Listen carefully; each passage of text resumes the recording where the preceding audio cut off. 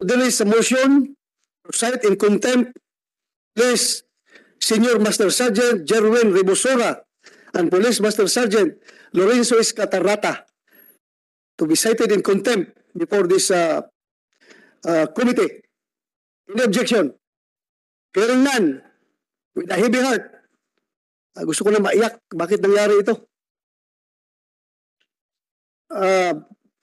Police Senior Master Sergeant Jerwin Rebosora and Police Master Sergeant Lorenzo Escatarrata are hereby